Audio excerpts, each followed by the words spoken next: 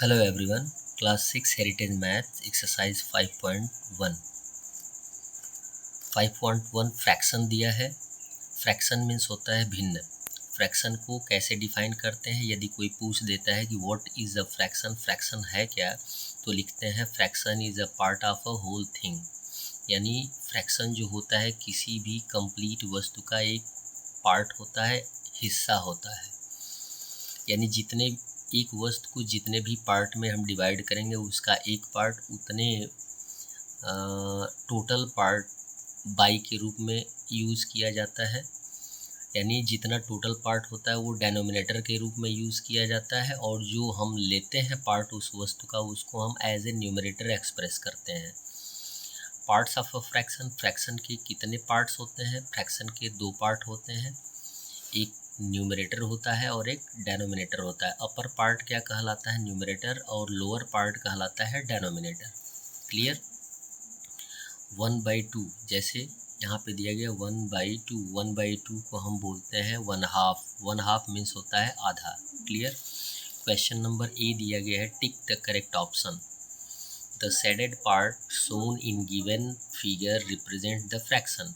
Shaded part को आपको represent करना है फ्रैक्शन के फॉर्म में। तो हमने क्या बताया कि यदि किसी भी वस्तु के टोटल इक्वल पार्ट करते हैं, यहाँ पे कितना इक्वल पार्ट है? 1 2 3, और शेडेड यानी छायांकित कितने हैं? 2 है।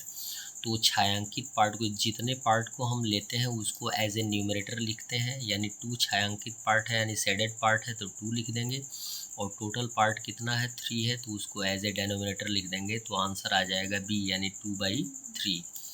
क्वेश्चन नंबर 2 दिया गया है, the unshielded part shown in figure represent the fraction. अब यहाँ पे अनशेडेड पार्ट की बात की जा रही है, यानी जो छायांकित नहीं है। कितने टोटल पार्ट हैं? 4। तो 4 को एज ए डेनोमिनेटर यूज़ किया जाएगा।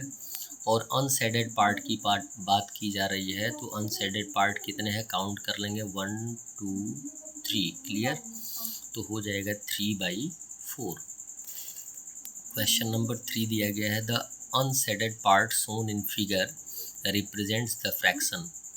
आपको अनशेडेड पार्ट को रिप्रेजेंट करना है, तो सबसे पहले हम टोटल पार्ट को काउंट कर लेंगे। 1 2 3 4 5 6 7 8 9 10 11 12 पार्ट है टोटल, तो एज ए डेनोमिनेटर 12 आएगा।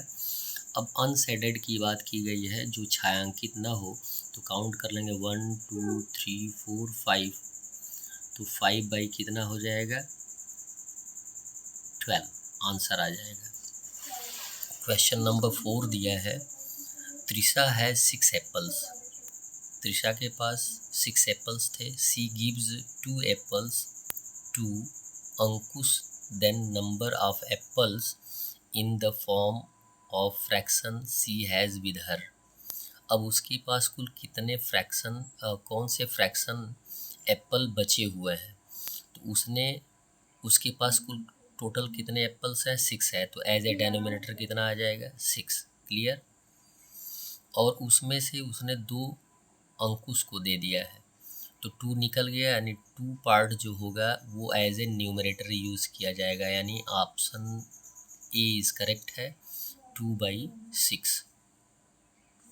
क्वेश्चन नंबर 5 दिया, 6 pizzas have to be distributed among 9 children. है ना?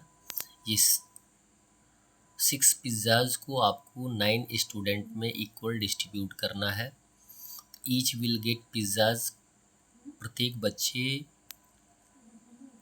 कितना कितना पार्ट पिज़्ज़ा का पाएंगे। तो टोटल कितना है? 6 है, और टोटल बच्चे कितने हैं? 9 है, तो आंसर आ जाएगा 6/9 पार्ट ऑफ पिज़्ज़ाज सभी बच्चे पाएंगे। That's all. वीडियो को लाइक करें और चैनल को सब्सक्राइब करें। धन्यवाद।